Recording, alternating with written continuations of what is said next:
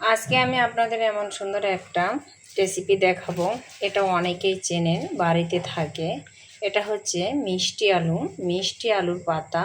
মিষ্টি আলুর পাতা দিয়ে সুন্দর একটা রান্না হবে। আর এই রান্নাটা একবার যে খেয়েছে অবশ্যই সে খাবে বারবার। আর এখানে আমি কি মাছ দিয়ে রান্না করব সেটাও আপনাদের বলে দেব।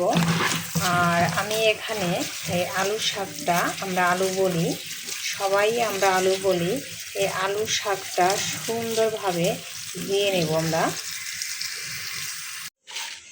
এরপরে আমি এখানে তেলাপিয়া মাছ নিছি। আর এই মাছটা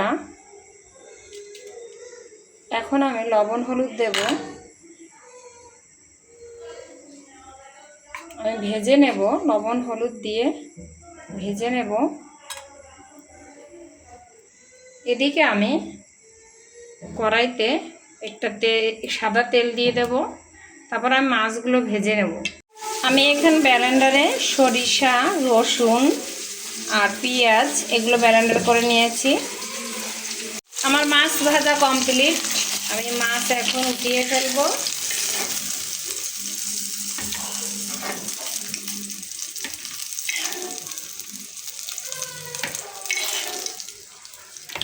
এখন আমি মশলাগুলো দিয়ে দেব।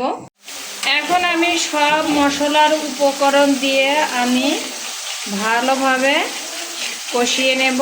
আমি 2টা এলাচ দিছি।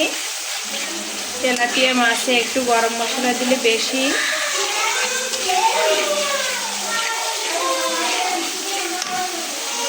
এখন এর ভিতরে যা আলু শাক আর একটা আলু দিচ্ছি আমি, এটা ভালোভাবে একটু কষিয়ে নেব। একবার হলেও খেয়ে দেখবেন মিষ্টি আলুর শাক দিয়ে মাছ রান্না, সেই ভালো লাগে।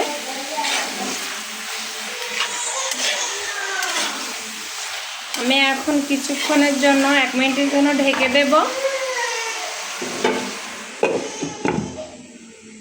ঝোলের পানি দিয়ে দিলাম আর এখন মাছ দিয়ে ঢেকে দিয়ে যাব এর জন্য। আর এখানে সরিষা বাটা দিচ্ছি। এই যে ভেসে বেড়াচ্ছে, দেখেন ব্লেন্ডার করছি তো ভালো ফিনিশিং হয়নি। ফাইনালি আমার রান্নাটা কিন্তু কমপ্লিট। দেখেন কত লোভনীয়। এখন আমি নামিয়ে নেব। দেখেন আমার আলু শাক রান্নাটা কেমন হয়েছে।